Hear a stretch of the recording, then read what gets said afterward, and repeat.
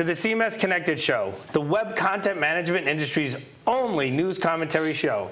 I'm your host, Saber. And I'm Scott Liewehr. In this episode of CMS Connected, we will be discussing how CMS vendors need to sell themselves in today's marketplace. And joining us a little bit later will be Jim Panagas from Kentico and Jim Lundy from Aragon Research. Scott, it's interesting how it's changed in terms of timing over the past few years, how people have had to sell themselves and how they've had to evolve. I think, it's true. So much has changed from what the customers expect, the consumers out there expect in terms of what they expect from any digital experience, all the way through to what the vendors are actually having to do in terms of integrating with other systems and how they build their stack and things. So, CMS is no longer just CMS anymore. It's CMS Plus for so many of them. And so, you're right. The landscape has changed completely. The demands are changing every single day, and customer expectations continue to grow. And the way they even refer to themselves is in terms of talking about experience and engagement and journey. Those are words that really are starting to not only evolve and be something to talk about, they're really taking hold right now. Part of the thing is that we don't have a real clear definition for exactly what all of those things are, and so people are using those terms fairly loosely and throwing them around. But we know that we're no longer just competing on our ability. When I say we're talking about vendors. The vendors are no longer just competing on their ability to manage content. They are definitely competing on a whole lot more, and sometimes that's things broadly like an entire customer's experience and their digital experience. And so that means a lot of things to a lot of people in different industries. It means different things, and B2B versus B2C it means different things. But either way, what we know it does is it places a lot of more stress on these vendors. Very, very different and very, very interesting topic. And also joining us in the show, we'll have another installment of the Vendor Spotlight with Amy Martyn and her reviews of Salesforce Marketing Cloud ExactTarget. And we will end the show with our CMS Insider with Scott Liewehr, discussing SDL's plans to shed part of their suite. Interesting topic, Scott, something you wrote a lot about. It is. It's something I've been kind of, frankly, wanting to see for a long time. I think a lot of these vendors kind of get into the trap of they're all competing. They see when a particular vendor does really well in the marketplace, right, and so therefore they do this me too, and they all want to be like them, even if it really doesn't fit their own fabric. And I think this is a case where SDL is kind of getting back to what they do well, and they're not trying to be another vendor. Interesting. But before we begin, I'd like to acknowledge our CMS Connected lead sponsors who make this all happen for us. Falcon Software. Falcon Software is a digital experience agency that can provide you with expert advice and integration solutions for all of your creative design, content management, digital marketing, and e-commerce, social, and mobile needs. And Digital Clarity Group. DCG is a research and advisory firm focused on navigating organizations through the digital transformation process. News item number one comes from an article that you wrote, Scott, from the SAP Hybris customer event you attended. That's exactly right. SAP Hybris shifts into holistic customer experience. Back in September, SAP announced plans to unleash a powerful portfolio of SAP Hybris tools that were envisioned to enable in-the-moment customer profiling, digital commerce, and community development, empowering an organization's front office to stay connected with the frequently shifting needs of its customers and prospects, and enabling companies to go beyond customer relationship management into a new area of digital connectedness, customer service, and support. Scott, what were your key takeaways from the summit, and what's the report card on this holistic approach to transformation? Yeah, so the gist of what I was trying to say here and what I heard last week was you're right. So everything that you just read there is right, which is that SAP is really taking on a new approach. They're trying to now, with their purchase of Hybris some months ago, maybe it was 18 or 24 months ago even now at this point, they're really kind of, their message today is that they're integrating that back in with the rest of the stack. And it's not just going to be the new marketing offering that they're coming up with, but also all the way into service and support and that. So this, in my view, is frankly music to my ears. I've said for a long time, and even on this show, Stephen, I've said that when Hybris decided to get into the when SAP decided to get into the customer experience game, that it would be game over for many, because I think that is the full spectrum of the customer experience, which doesn't include, which includes more than just the kind of marketing up to the point or through the buyer's journey, but also post-purchase, and that's much of the customer experience actually happens after the purchase. And you refer in the article to this concept of customer journeys, right? Yeah. We always talk about customer journey, which is really that up to the sale moment, but you're really talking about here this whole really looking at the entire experience management and how that loop back happens and what that really means for the customer. That's right. The differentiation that I really wanted to make, and I felt like the executives there at the event were even using it incorrectly. We differentiate a lot between the customer life cycle and customer journeys. So customer life cycle is that which you're often, I think, seeing people use incorrectly, which is that notion of kind of finding out about the product, then investigating it, then going through the purchase process, and then kind of moving on into supporting and being an advocate. So that I view as being the customer life cycle. Customer journeys, there are many of them. As a Delta customer, for example, one customer journey would be, dropping off my bags, boarding the airplane. There's a lot of those individual times, and frankly, any one of those interactions can go south. And so my point about SAP getting into this is they have an awful lot of data and information because they have ERP, support desk, service desk, because they have an awful lot of information and data there, and interactions are kind of based on their platform. I felt like they would have a real good view into information about the actual customers.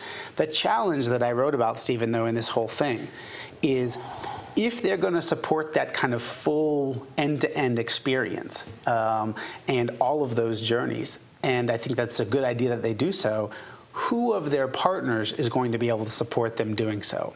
And if you buy into it as a customer, if I say, look, this sounds absolutely perfect, it's exactly what I want, I'm interested in these customer journeys DCG talks about, what are the key characteristics I'm looking for in a partner that would be able to deliver on that? Because those are very different skill sets, really, from a delivery perspective. Very different things. I mean, typically, if you look at the, Hybris as a product, it typically has the agencies. Digital agencies are the ones who tend to be the kind of partners of that area. So they're the ones who are working with you on creating digital marketing campaigns up to the point of kind of customer conversion, typically. They're not necessarily the same ones who are so interested in supporting your service desk, per se.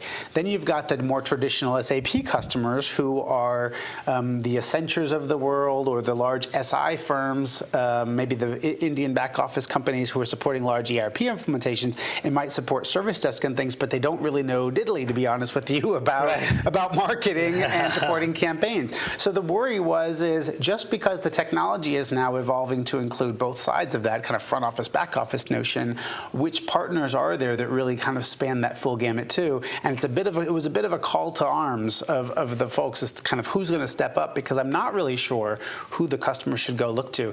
Even the idea of an Accenture, there's an Accenture Interactive, an Accenture Digital, and there's also the typical Accenture who supports typical EMC, but they're really not very well integrated any more than their name might imply. Something to watch for in the future as things go, no question about it. I agree. I think it's a new space for these agencies and service providers to build into. Interesting. Well, news item number 2 comes to us from CMS Wire, and it's about EMC and EMC feeling the wrath of disgruntled shareholders. That's right.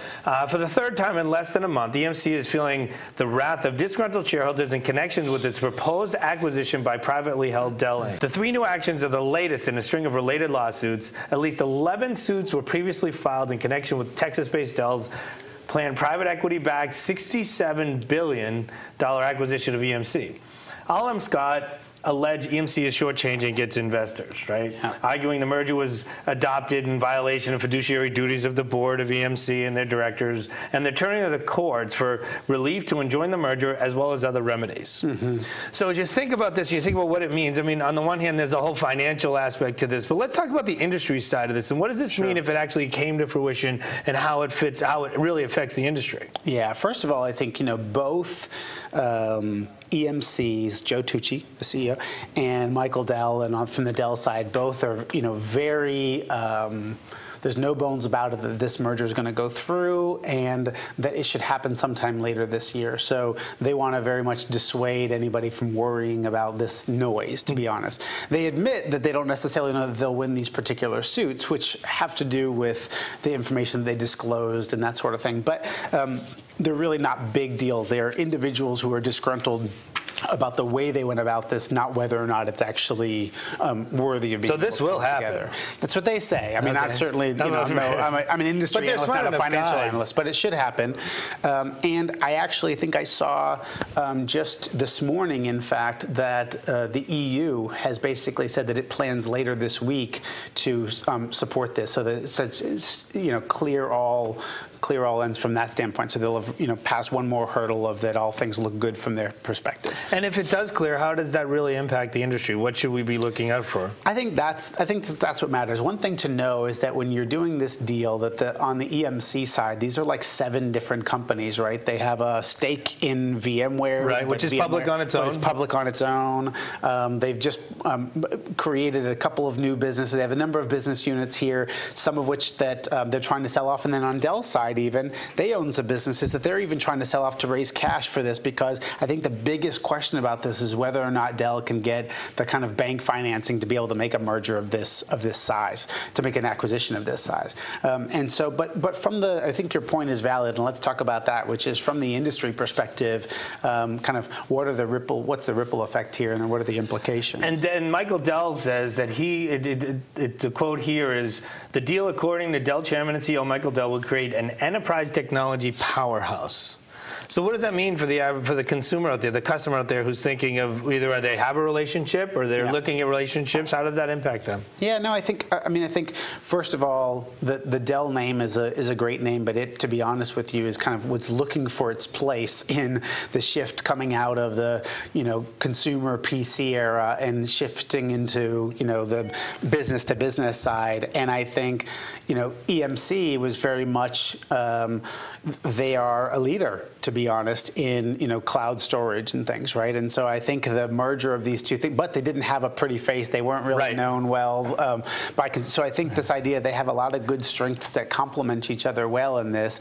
And look, the question to shareholders about whether it's worth the stock price and all that stuff, or not for me to comment. I really don't have much of any idea. I do know that VMware shares have dropped significantly since and all of that, but I do think it's a good match for the two of them. They're both fully committed to it, and they both say that it's going to go through. So something we'll clearly be covering in upcoming episodes as this merger comes together. Absolutely. Well, thanks. So news item number 3 comes to us from the Content Marketing Institute and Joe Paluzzi. Earlier this month, Joe published an article called "One Thing is Killing Content Marketing and Everyone's Ignoring It." In this article, Joe explains how he led a workshop on content marketing for about 50 small business CEOs and operations managers, and they all came from different industries. What wasn't diverse were the ways that they were marketing all their companies. Most had e-newsletters, all of them had Facebook pages. Every one of these senior leaders were not happy, though, with their marketing efforts. Their blog posts weren't getting much traffic and converting. Their emails weren't getting open. We've heard this story before, Scott. Their customers were ignoring them on social media. Yeah. Joe stops and asks a simple question: is the content you are creating distributing to your customers any different than anything else out there? And he looked around and heard nothing. How much of this, we get so infatuated with the technology, so caught up in what the platform's all about. How much of this are we missing in terms of just the actual content production and the people? I think this is what is the part that makes the coverage of this story even newsworthy. I mean, this is obviously no notion of breaking news or acquisitions like we've just been talking about, but I do think that sometimes folks need to be reminded that in this era where here we are sitting talking about kind of customer expectations increasing and what are the vendors doing with their products and how are they expanding and how can somebody find the perfect stack to suit their needs, that ultimately at the end of the day, if you don't have anything to say that's compelling and you don't have a specific audience in mind to whom you're saying it, that ultimately your marketing is going to fall down. And you can't buy that, right? You can buy technology, but you can't buy something to say. Even though people might tell you they're selling it. That's right. I mean, and we're going to talk about that later in the show too, where we're talking about CMS vendors and how they're starting to market themselves. If they don't have anything to say and a powerful way to say it and the content to fill their own, their own web content management system, so to speak, then they're going to fall flat. They'll fall flat. So let me ask you. I want to put you on the spot. Give me a couple of ideas. If I'm one of those people out there who says I am that guy who's not happy with my content, I'm not getting the results I'm looking for. What do I need to do differently? Look, I think first and foremost, look, even for me and my own small business, so first of all, you're asking me for a suggestion as an analyst, but there's zero expertise from my perspective here. I don't know about that. I don't claim any of it. But I will say that I really think you do need to find what is it that you do really well. For which audience do you do that well, and how do you kind of create your offering compelling that to that particular audience? So how can you differentiate by being really good and specialist at something for someone in particular? I think it's really easy to get lost in, to be honest, even in this show, sometimes we act like we're talking to the vendors out there, sometimes we act like we're talking to, you know, a marketer, or sometimes it's to an entire, we have to pick an audience, and we have to decide to meet their needs better, to become, and you know, the whole idea of content marketing is to put yourself at the service of your audience, and that if you can help them do whatever it is that they're trying to do that you do really well, that you're an expert at, that eventually they'll come back to you and buy from you, rather than just telling them how well you do it. I love that phrase, and I didn't mean to put you on the spot, but I do think you're not just an analyst, but an expert. You know, but maybe that's just one guy's opinion. But I love that phrase, because we often say it's not about you, it's about them, and that's great. But it sounds almost like we're fluffing people up. Right. But if you think about putting yourself at the service of your customer, of the person you're talking to, that's a very different mentality. It's something very interesting to think about, and a nice piece of advice out there for people who are saying, how can I make this move? So let's go to news item number 4. It's about IBM. And IBM muscles up their interactive experience, coming to us again from our folks over at DCG. And it's really talking about IBM scooping up digital marketing agencies. They're buying them up like hotcakes these days. They are. Indeed they are. And the New York-based tech giant just acquired its third digital marketing agency in 1 week. It bought ECX.io, a Germany-based agency that becomes the latest in their acquisitions as they start to grow IBM's interactive experience digital agency. Within the past month, they acquired Ohio-based Resource Emirati, if I say that right, a digital marketing creative agency, and it also bought. Let you try that. I'm going to leave you out there for that. A cross-channel digital agency based in Berlin. Scott, is this a coincidence, or is this a strategy we all need to be aware of? So, not at all. And I think to the point that we talked about before with where we said for SAP, much like in SAP, IBM certainly has the full stack. So certainly they have those back office systems that support sales and service and CRM and that. They certainly also have the commerce capabilities, and they have what they call their digital experience platform for their content side. And they don't want there to be a question about how they're going to help their customers basically use that entire stack. And so IBM Global Services has talked last year, I think we talked about it in this show, that they pledged to hire 5,000, to grow their force by more than 5,000 people over the course of the next couple of years.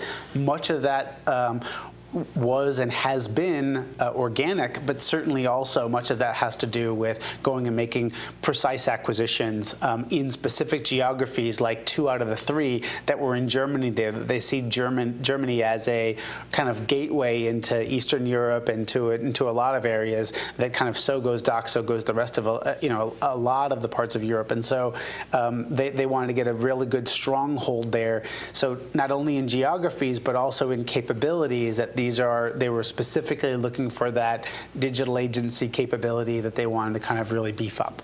So, I mean, clearly it's not a random act here, but as you start to think of their strategy, as we start to look forward and project a little bit, and you're thinking, okay, how does this affect us? Where will we see them go? We'll do more acquisitions, clearly. Yeah, I think we're going to continue to see acquisitions. That has been happening and will continue to happen, both for them and for their competitors. You know, I mean, we certainly are seeing of the large firms, you know, we're seeing the typical consulting firms coming into this agency and design and creating themselves experience centers. So you look at the Wipros of the world and the Tatas of the world and the HCLs of the world all kind of getting more agency-like or buying up agencies. You're seeing the Deloitte in Deloitte Digital and the Accenture Interactive and Accenture Digital also going and growing their design capabilities. And we see no difference here from IBM Global Services, who are going creating this interactive notion as well. So these are not the first. There have been a number of them, but I don't think they're going to just continue. But I think, Tiffany's point in this article that she writes is that they are doing two things clearly here. One is creating this experience design capability, and two is they're getting into high performing markets that are going to be growth areas for them. Interesting, interesting. Well, that wraps up our news segment. Coming up next, how CMS vendors need to sell themselves in today's marketplace with Jim Lundy and Jim Panagas. So you've got a great website. Your marketing team spends hours driving visitors to it and nurturing them into leads. And your sales team spends hours collecting, qualifying, organizing, and chasing those leads. Sales wants to focus on what they do best, selling, and marketing wants to get on with what they do best, creating innovative campaigns. But how do you make both teams happy? The solution is marketing automation.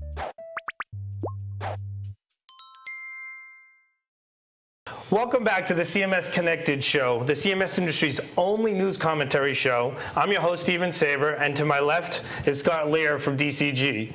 And on today's show, we'll be focusing on how CMS vendors need to sell themselves in today's marketplace. A very different question, Scott, than it used to be years ago. It is. It was pretty obvious before, but now with so many different types of technologies in the system, demands from buyers, I think we're seeing, CMS vendors change the way that they both market themselves, but also the way that their technology is being used in the market today is changing very drastically. Yeah, it's a very, very different world. And so let me introduce today our special guest joining us, Jim Panagas, Director of PR and Analyst Relations at Kennico. Jim, thank you for joining us. Pleasure. Nice to be here. And via Skype, we have Jim Lundy, founder and CEO and lead analyst at Aragon Research. Jim, thank you for joining us. Great to be here. So guys, I want to start with a very basic question, a very simple one, which is how are CMS vendors today differentiating their offerings from where it used to be? As Scott and I mentioned, it's a very different world. So Jim, coming from Kennico, how is it that you can differentiate in today's marketplace different than you used to?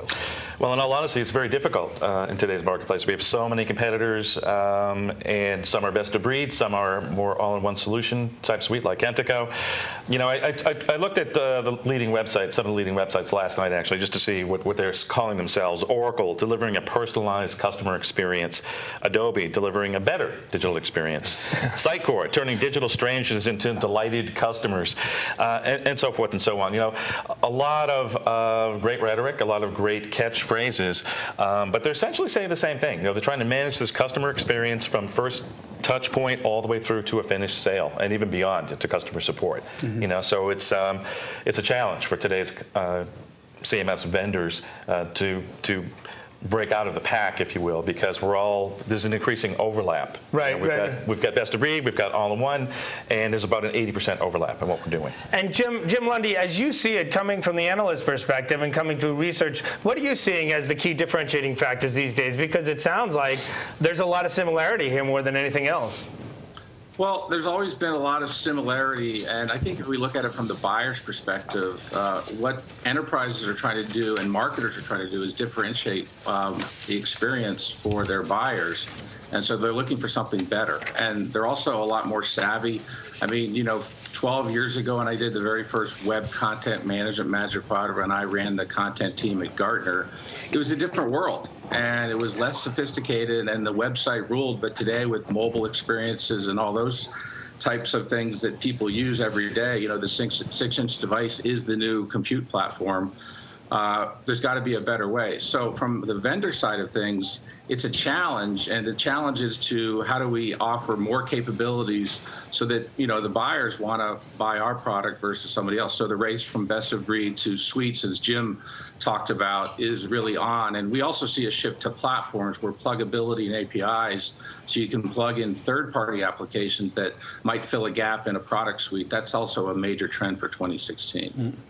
Interesting. So pluggability, connectability. But think about it, Scott, with literally hundreds of CMS solutions out there today, and we're talking about digital transformation, customer journey, omni-channel marketing. We're talking all these different connection points, all talking about basically that entire customer experience. How is it that these guys can go about really making themselves stand out from the pack? It really is difficult. And here we are, Jim and I both sit in the analyst seat, and we get to say, like, yes, differentiate yourselves to us, show us what you you are. But you know, for some, it is the way that they go to market. So it's the problem that they're saying that they solve. In others, it's the way that they're going about solving it.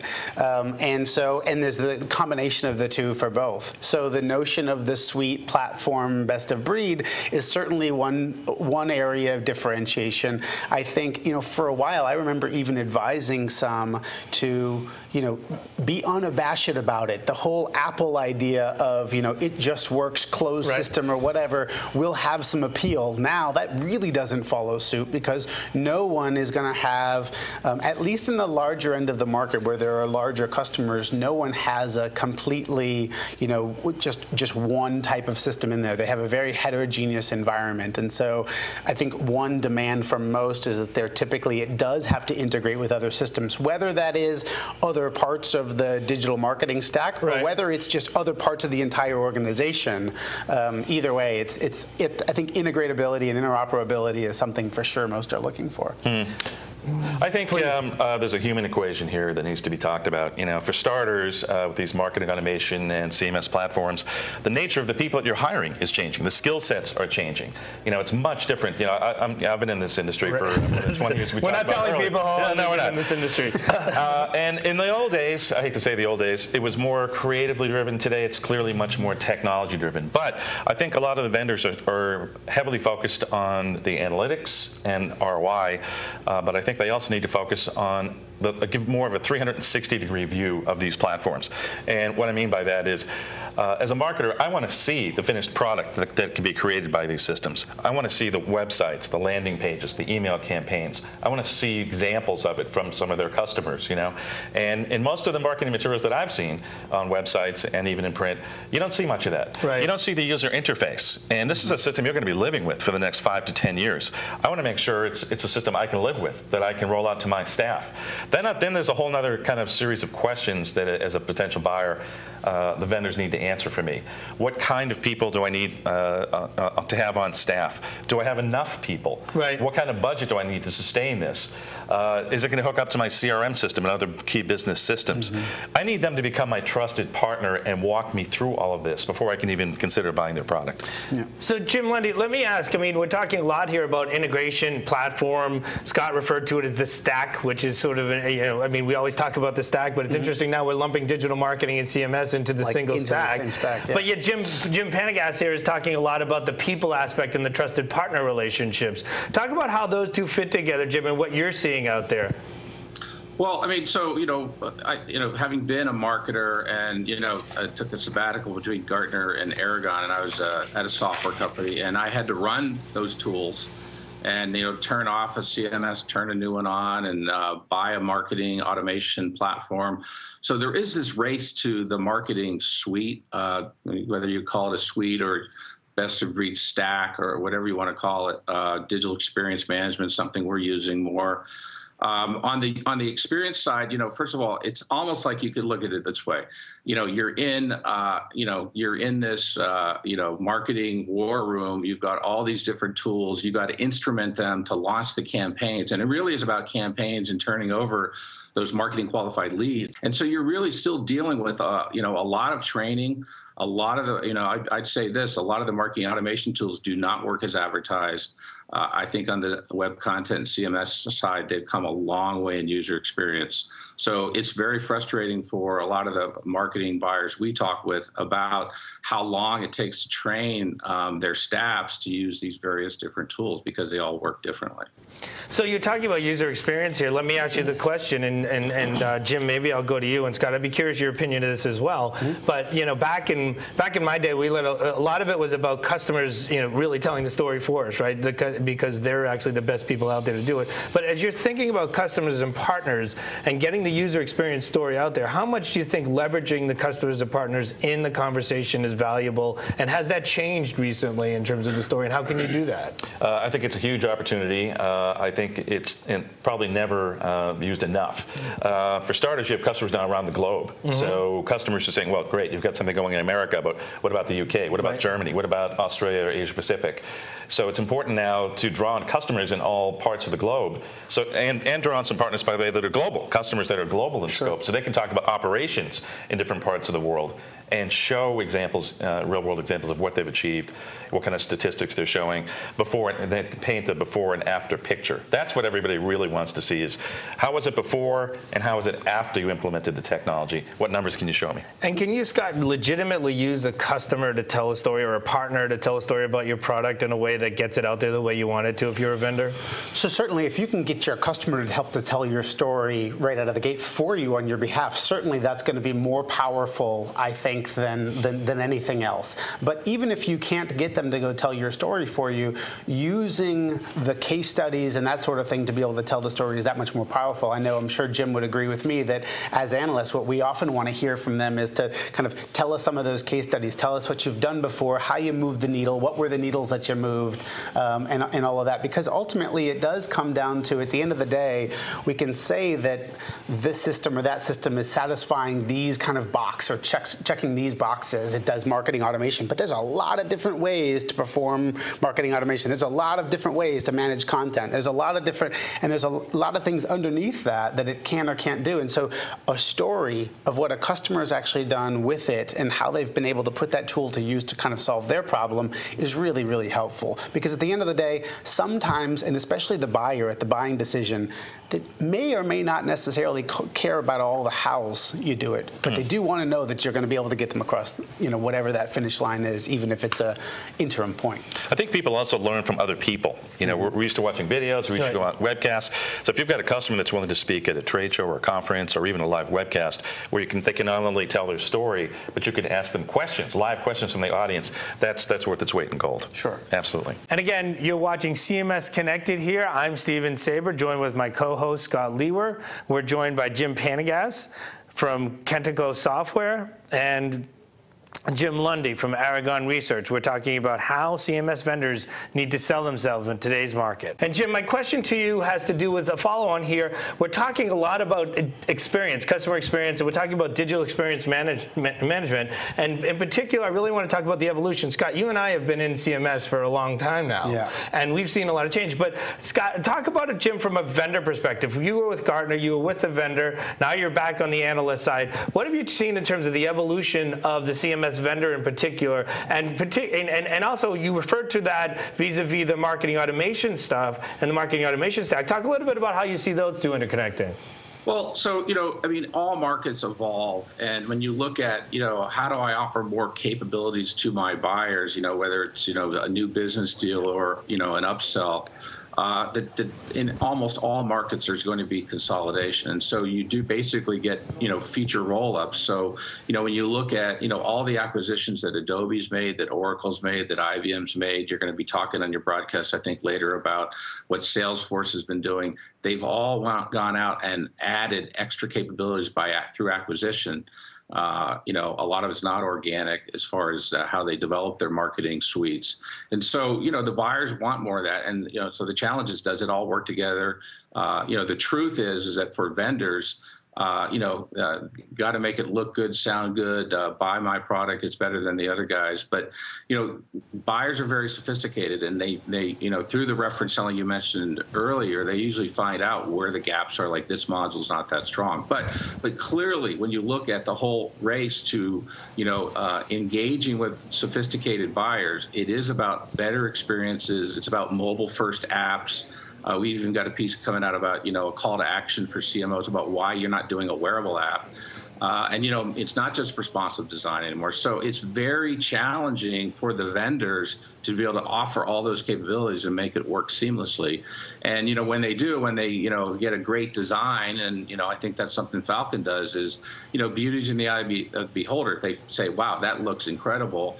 A lot of times it's the art and the science. It's the product and how it works, but it's also does the customer that comes to the website have a great experience, both, on a browser and also on a mobile device? So Jim Panagas, Jim Lundy is really raising the bar for you guys, right? Because now all of a sudden it's not even, he just mentioned wearable, not even just mobile. Now we're talking wearable, responsive as the day, as yesterday's news here.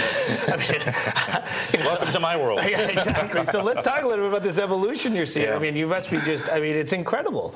We used to talk about, what was it, the 7-year life or something, and now all of a sudden it seems like the 7-week life. Yeah, exactly. Pretty much. There are LCD screens appearing everywhere. Appliances, refrigerators, are now having LCD screens. You have to wonder, where is it going to end? And this gets very precarious because you get into more permission-based marketing. Do people want, just because there's a screen there, do people want your ads going there? Right. We just, Kentico just did some research lately to see what was there an appetite for people to receive ads on their smartwatches, and it was a qualified yes. If it's a vendor that they like and that the information that they've asked for, they don't mind it, but they don't want to just be blasted with, commercial messaging on this new platform. And that's the thing. We have all these new platforms. You got screens in cars, screens on appliances. Lord knows what's next. But I think that so all of this brings in my mind, a very relevant point up, which is that if I'm sitting in the shoes of the audience who's watching this and trying to say, okay, well, what am I getting from this? How does this even help me make a decision that I might be in the midst of making? Ultimately, you're really not even, tell me if I'm wrong on this, you're really not even making a decision necessarily about today's capabilities. You're making a decision about that particular vendor's proclivity to likely be able to meet your needs and the needs of an organization. If you're sitting with a product for on average 4.5 years or so before we're making a shift, there's an awful lot that's going to go on, and your needs are going to change in that time. And so really, when you're evaluating products, what they can do today and what's sitting there on that tick sheet isn't even always necessarily the most relevant thing for you. Really, it's kind of about finding yourself a vendor that tends to be kind of aligned with your likely interests of the future. Are they always bleeding edge? Are they kind of cutting it in a different way? Are they? So I think that it actually makes the buying decision that much harder. Yes, it's hard for you guys to keep up with what the needs are, but I think it's also harder to judge when you're making calls about who to go with, because ultimately, it's a future need.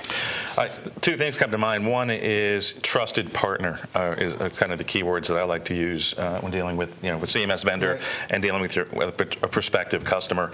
You're going to have long, heady discussions over a long, sustained period of time. So you're going to have to understand their business and where they want to go, and you're going to have to tell them about your business and where you're going as a company. And they're going to have to make the call if you're a technology savvy enough and marketing savvy enough vendor to work with.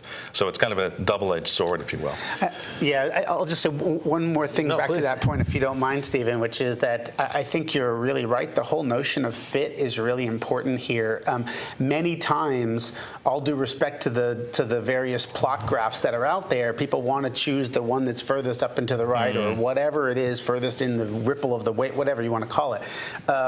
But oftentimes, your business may not be the one that they're necessarily creating the product for. They'll gladly sell it to you, but is your business their target market? And ultimately, if you can align where you are as a company, that your size, your complexity, those sorts of things, with the audience that they are catering the product to, you're going to be best suited. Because picking the Cadillac, that requires a driver to come along with it and really expensive oil changes and all those sorts of things, may not be best for your business. No, might not. And I think for them to, if, for example, you're a higher ed institution and there's a vendor that tends to just do really well with that audience and focuses on that, there's a lot of nuances about higher ed that frankly make it, specifically in the CMS world, the way that they don't make decisions centrally, the way that they don't share content. There's a lot of things about them that make them more or less towards one product or another. So clearly understanding whether or not they fit in I'm in an industry that they cover, they understand is a key part of it. But Jim, I'll ask you one last question, but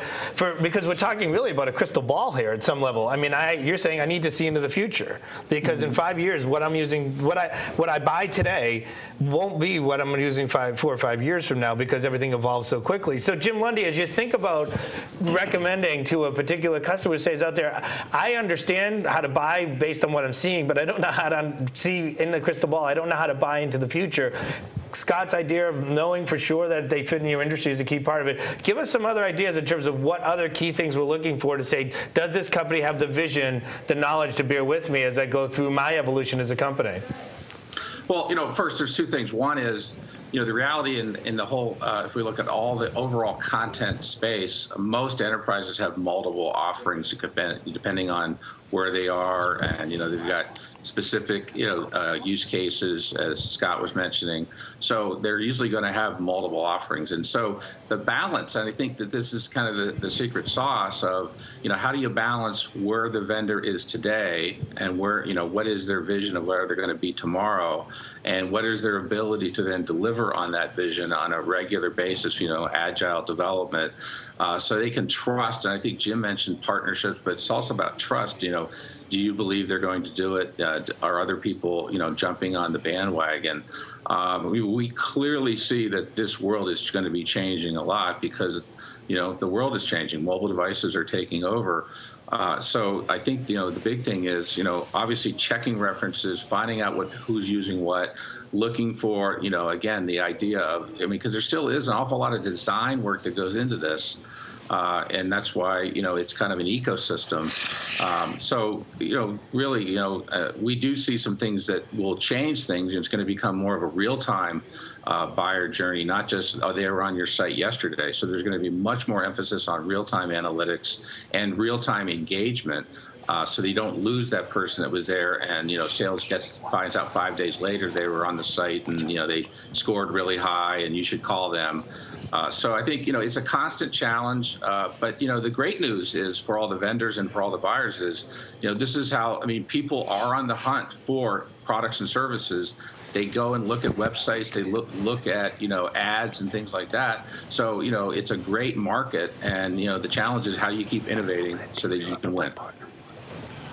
I think that's a really good point, and Jim, this segment would, I think, not have rounded out well if we hadn't come to the point of the idea of the services and the partners that you guys have. That ultimately, we are constantly talking about this at DCG. This idea that you can pick. Frankly, you can pick the best technology and have a very mediocre solution, and you can pick a mediocre technology and end up having a really great solution. And all of that is kind of borne by or falls on the backs of the service provider or the team that's implementing the product for you. And so maybe, Jim, if you can finish up by telling us, I do think that in the future, folks will be buying through partners even more so. That especially as the dollars are shifting more and more to line of business, they're comfortable choosing kind of their partner. So tell us a little bit about, as you're, to wrap things up here, tell us a little bit about your partner ecosystem and how you guys work with them as you're selling your product. Sure. Well, like most organizations, we have a tiered partner system, and we actually put in place kind of a new top tier status, if you will, for more of our global and corporate sized clients. We want to, because they want to know who's the best partners who are the most technology savvy people you've got. Those are the only ones that we want to talk to. So we've got that in place now, and I think most of the larger organizations do.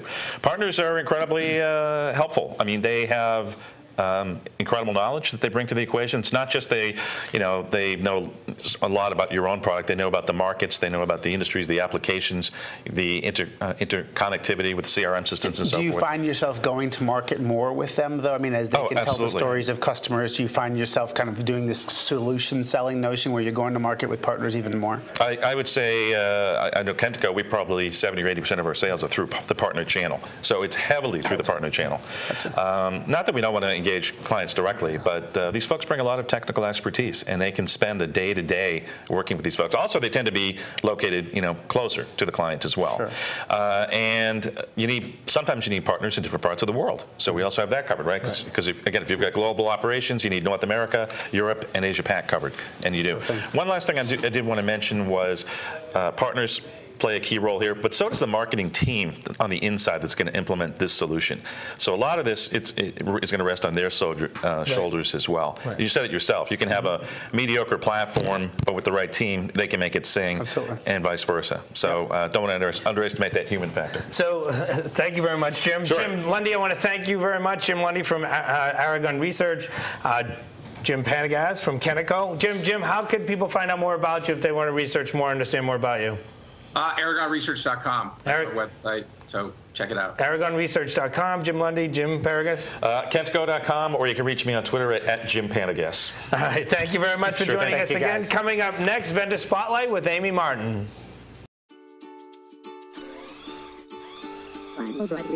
Your job is to cut through the noise. To succeed, you need to reach out to your target audiences in real time with messages that speak to them. You can't let technology get in the way of your brand. That's the spirit. First Spirit is a powerful solution that helps you effectively communicate and engage with your target audience. Get an awesome ROI. Success in the market means your message got through to the right people at the right time in the right way. And that's why you need First Spirit.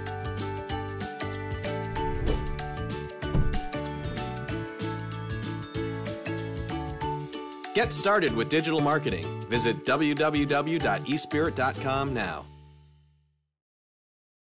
Welcome back to CMS Connected.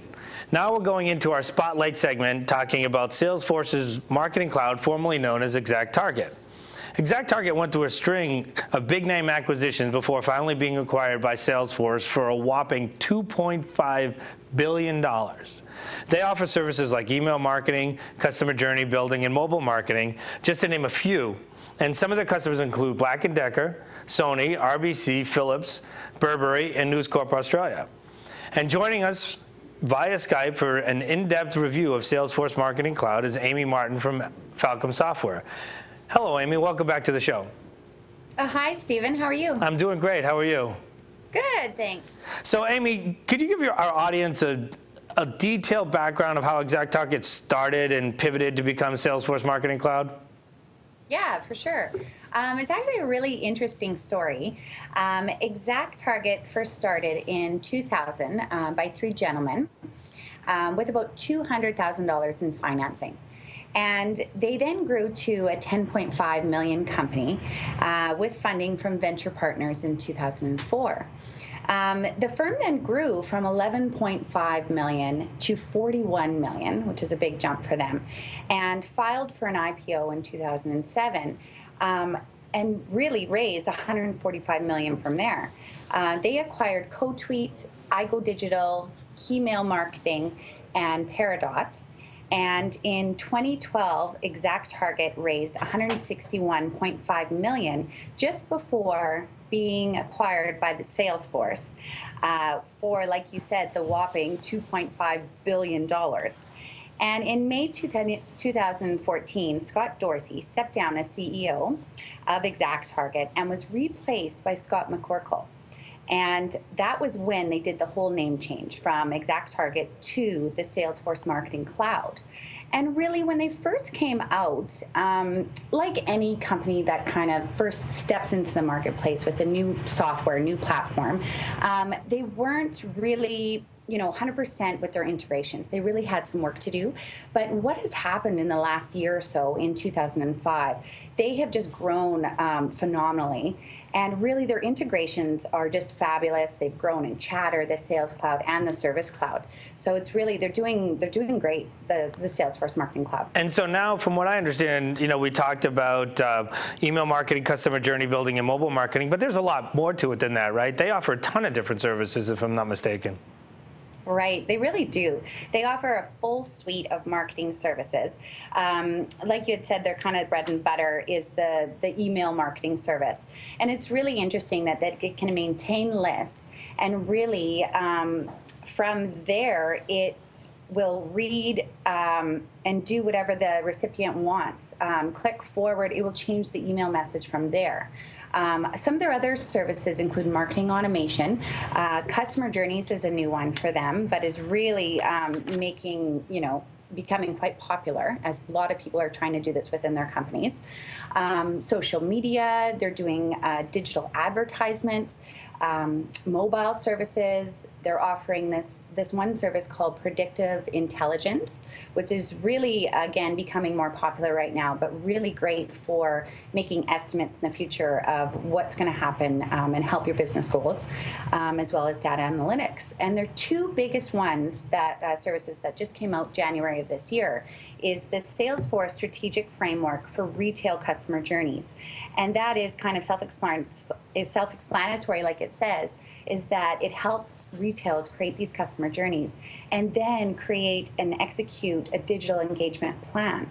And the next one works hand in hand with that service. It's called the Salesforce Strategic Retail Professional Services.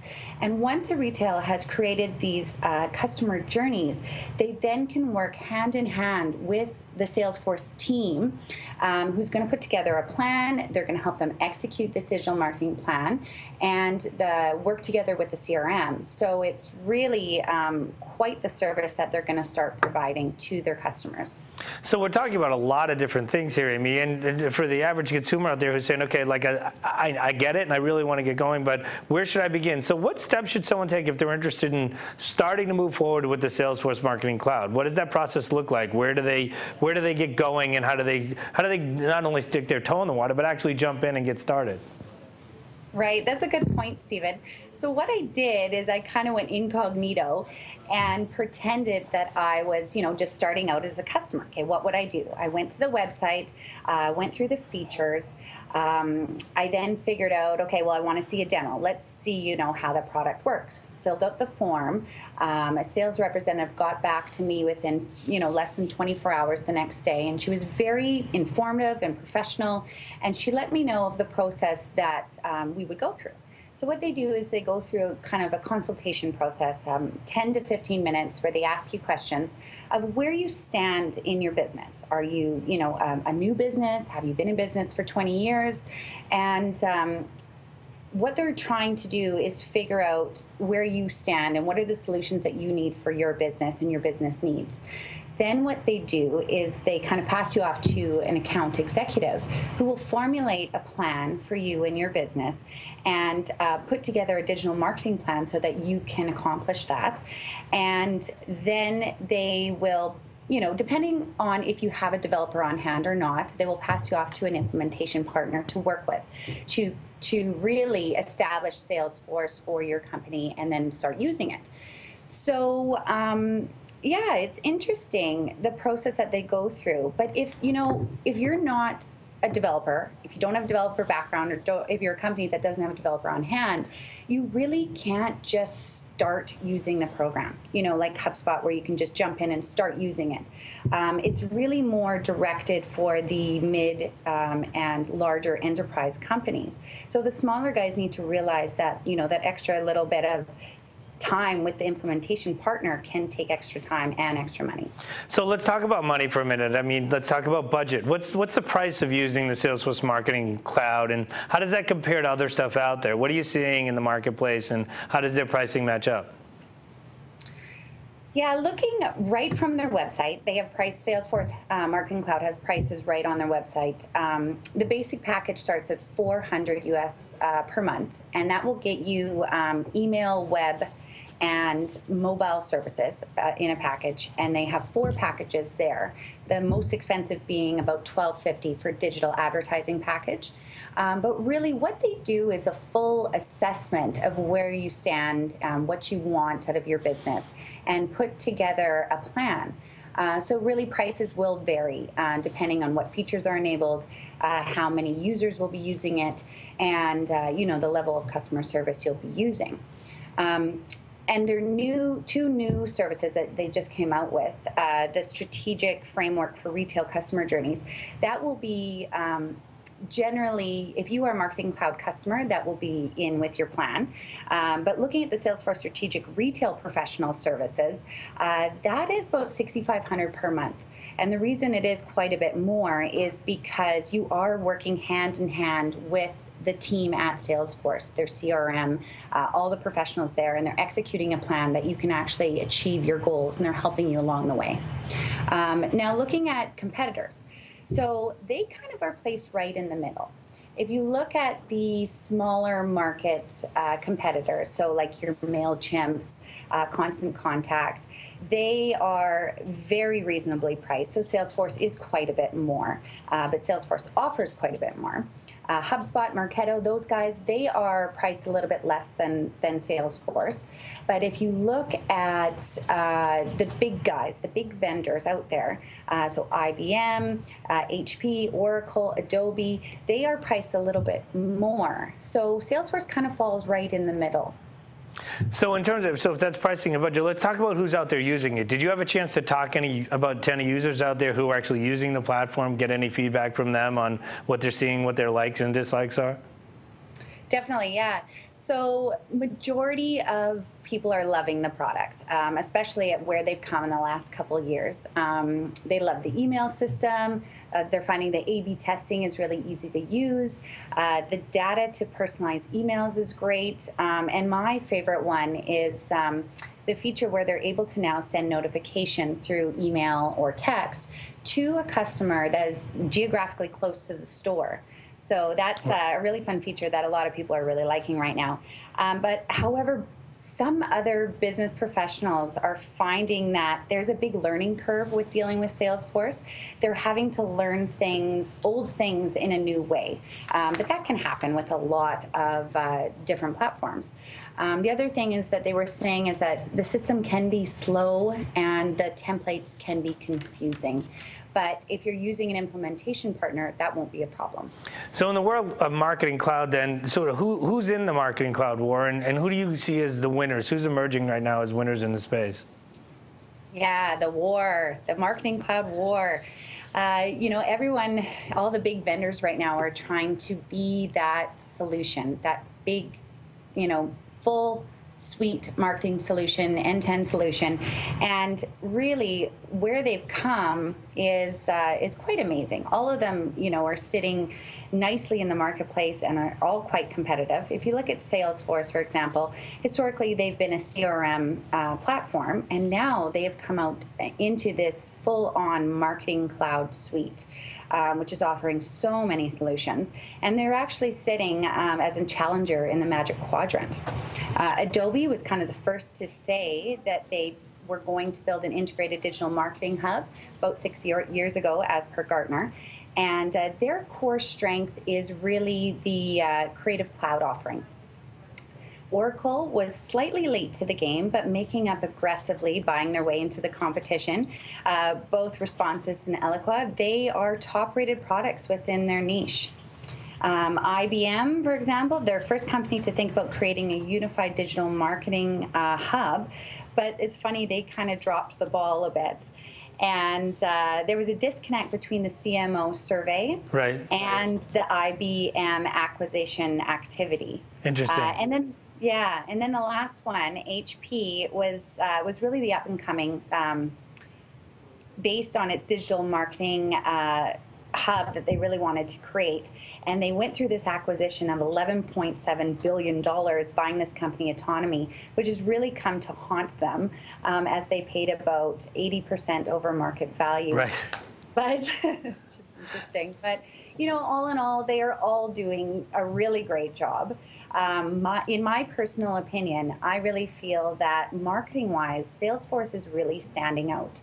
If you look at their huge Dreamforce events, the amazing speakers that they have at the event, which everybody knows, their digital presence, people are talking about the Salesforce Marketing Cloud. They are getting their name out there, and they're doing a really good job at it. So if that's the platform, what about partners? Have you heard from any Salesforce Marketing Cloud partners? Yeah, this is funny. I found this really interesting as well. I went onto the Salesforce Marketing Cloud website on the directory list, and thought, hey, I'm going to go through this list here, start making a few calls to see if their partners are happy with the product, happy with the experience. And one of the partners that I called, they were actually quite surprised they were on that list because they really aren't a partner, which was funny, but they still talked highly about Salesforce. They use them as a CRM. So I'm thinking that Salesforce is just updating this list probably as we speak.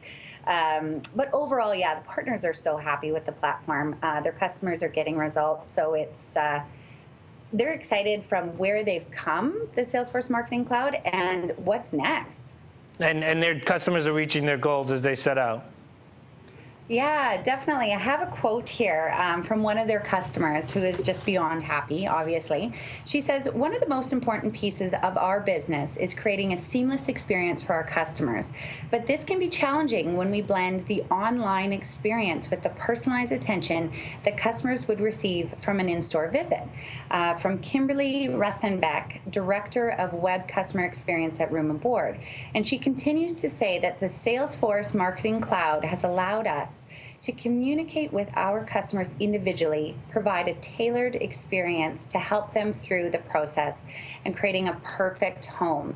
So obviously a very happy customer. And I saw a lot of really great feedback just saying that they're really happy with the platform. So I am just really interested to see what's going to happen in the next 6 months to a year for them. Amy, thank you very much for that help in that Spotlight segment. Really appreciate it. Yes, thanks so much for having me. Thank you. And coming up next, CMS Insider with Scott Liewehr. So you've got a great website. Your marketing team spends hours driving visitors to it and nurturing them into leads. And your sales team spends hours collecting, qualifying, organizing, and chasing those leads. Sales wants to focus on what they do best. Selling, and marketing wants to get on with what they do best, creating innovative campaigns. But how do you make both teams happy? The solution is marketing automation.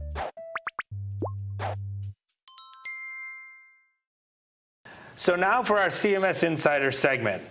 Today we're going to talk about SDL's plans to shed part of its suite. Scott, this is something you've had some conversations with their CEO about.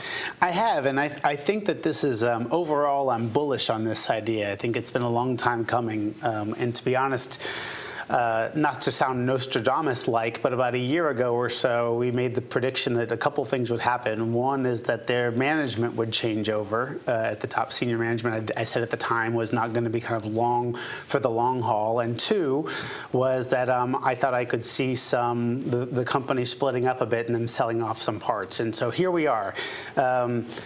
I think this is a really good thing. I think this just goes back to the theme that we've talked about, Stephen, already before, where this idea of just knowing your audience, knowing what you do really well. We've said that 2 or 3 times already on the show today, right? and appealing to that audience and basically, doing what you do best and appealing to a specific audience. And I think this is SDL. Shifting away from following the masses. I think, to be honest with you, I believe that they were too focused on following Adobe's lead. What Adobe did really well and who Adobe appealed to in the marketer is not the same audience. They don't have the same reputation as SDL does, and SDL doesn't necessarily appeal to that audience so much. And I think this is really good for them to kind of acknowledge that's not who we're trying to be. We are extremely good at one thing, and that has to do with language and globalization. And so we're going to go slough off the parts that aren't core to what we do really well and focus on our audience. But we're really talking a strategy shift here, right? This is a shift. This is coming directly from the board. The board announced this, so it's clear. There's no guesswork anymore. The board has come out saying we're putting blocks up for sale. That's right. And in particular, they said they're selling their non-core products. Non-core products. Define what they mean by their non-core products. Sure. So SDL has made a series of acquisitions over the years. They started as a language technology and languages services company quite some time ago. They had a number of products around language tech, like documentation products and things like that, many of which were based on acquisitions. Then they got into the web content space when they made their acquisition of Tridian, and they had the Tridian in their web content management line of things. And then over the course of the past, maybe since 2000, 2009, 2010, they started acquiring Fred Hopper, and then they acquired Alterian, which included a number of other pieces, which include their social and campaign management capabilities here. And so we're talking today about the things they're leaving behind are Fred Hopper, social, and campaigns. So let's go through each one of these in particular. So Sure. for those of us who don't know, so Fred Hopper first, what are they doing there? Tell us what it's all about and why it's not part of their core business. Sure. So Fred Hopper's always been it was an interesting acquisition when they bought it for me. Fred Hopper is essentially, first of all, they don't even always call it Fred Hopper. It's been called, they called it... they call it e-commerce optimization is what I'm seeing, which yes, is an interesting and that's phrase. right. Smart Target was what they had as a name for a while. It basically is the Amazon-like capability. It was a very small company when they bought it, over in Europe somewhere. Very Amazon-like, so this notion of you bought this and so you might be interested in that, or you're basically the idea of personalizing a commerce experience. However, SDL doesn't have a commerce product, so they were basically trying to use it as their personalization engine. I never felt like Fred Hopper internally within SDL even got a fair shake. I felt like I did their sales kickoff, a presentation to their sales kickoff one year, and there was a whole debate amongst SDLers even as to what Fred Hopper was, whether it was search or not. So it wasn't positioned super well internally, and they tried to use some of the capabilities to create that personalization capability, and I believe they did. I believe some of that is actually still going to be left behind. But as a product, it just didn't really sell like I think it could. Frankly, if it were paired up with some sort of a commerce vendor who is trying to sell into folks who want the Amazon-like experience. So now you're talking about who might buy them. So let's talk about, because I think these might be sold individually, who might buy a Fred Hopper? Who might buy this e-commerce recommendation tool? Yeah, I think that's interesting. I think that could be, the likes of a Demandware. I think that could be the likes of any, even I don't think it's so much a Hybris, because Hybris is more oriented towards B2B commerce than B2C per se, but yeah, it could be. It could be. I think, to be honest, like a Demandware is probably a high-end one. Even Sitecore's experience, their commerce capabilities. There's a number of them that are out there, kind of consumer-based commerce. So what about so the second party they're getting rid of is their social intelligence tool? Yeah, and that's an interesting one. Why would they get rid of that? I mean, analytics and ROI are everything these days. You know what, indeed, but I think, to me, this one's the one that says to me, too bad. It's too bad. And I say that it's too bad because if you think about what language technology requires, this idea of kind of automatic translation of language, SDL is probably one of the best in the world at doing that. And there's an awful lot in those algorithms that those kind of language scientists, to be able to go and figure out natural language and make the translations automatically for that, the capability that's required there, I think, is very similar to the capability that could be used, the expertise that could be used to really help us move the needle in terms of social, right? Because much of this whole idea of sentiment analysis, which their social tool does, is right now, to be honest, it's not an exact science at all. Right, for sure. They try to give you this thing, and they've actually said, many have said 60% accuracy. I mean, that's horribly inaccurate. That's like a guess. That's almost I the can same flip a coin and almost get there. You flip a coin. Because when you look down at the language, when somebody says socially, like, ooh, that's bad. Well, they're saying it's good or they're saying that's bad. And so I thought that the expertise that SDL had in its language scientists could really help be able to crack Would seem that like it would have been a good fit. It did seem so. But it didn't really get a fair shake because it wasn't really selling so well. It was a part of that Alterian acquisition, didn't really have a whole lot, and it was a big services play around that just didn't get much play. So I think that could actually be bought by an existing social company. Okay. So not somebody who's trying to add social capabilities to their stack, but maybe a social listening company that's really trying to hone the semantic, the sentiment analysis portion. So someone who's actually trying to get that intelligence built into what they already have. Yeah, I think so. Interesting, interesting. So and then the third piece we're talking about here is this campaign product, right? Their campaign management software, content targeting for each customer. Talk to me a little bit about that and why that doesn't really fit here. So I don't think that fits merely because, again, if you're going to pull back and you're going to say that we're really good at language technology and that we're really good at helping companies globalize their content, then this is a sale to a marketer typically. And quite frankly, the campaigns product was a sale to a SMB or mid-market at best product. So typically SDL sends to, just think about who are those companies that need to globalize. They're the larger, more complex organizations. And so they sell a more complex product. But I felt like Campaigns never really was made with that same audience in mind. It was much more of a mid-market player.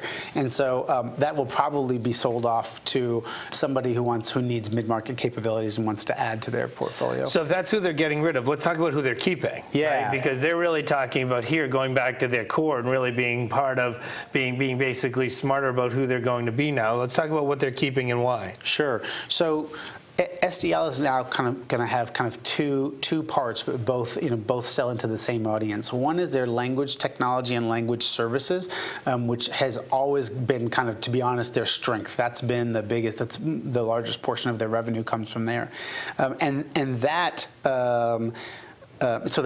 So that's one big division that they've got, and that stays the same.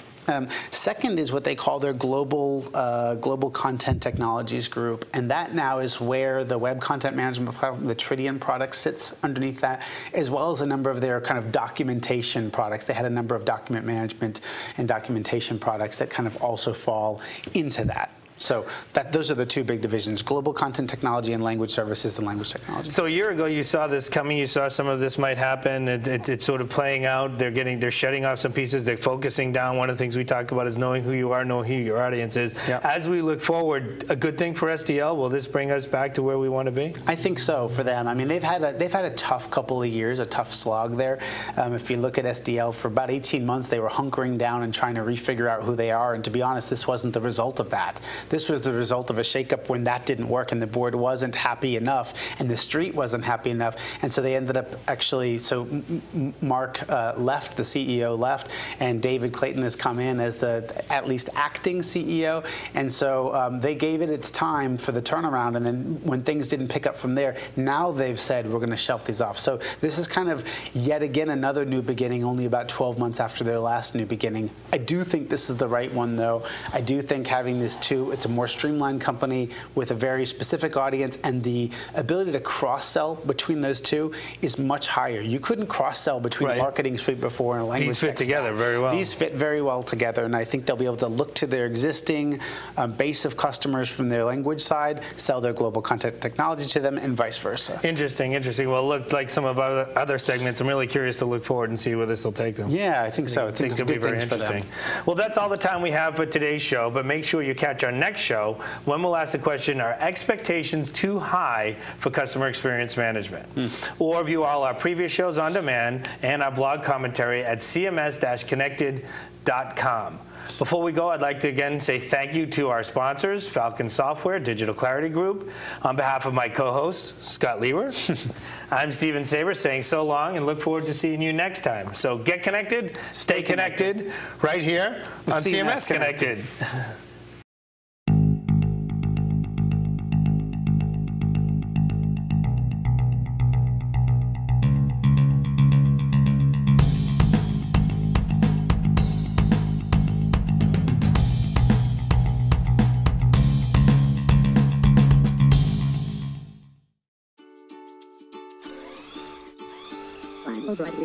Your job is to cut through the noise. To succeed, you need to reach out to your target audiences in real time with messages that speak to them. You can't let technology get in the way of your brand. That's the spirit. First Spirit is a powerful solution that helps you effectively communicate and engage with your target audience. Get an awesome ROI. Success in the market means your message got through to the right people at the right time in the right way. And that's why you need First Spirit.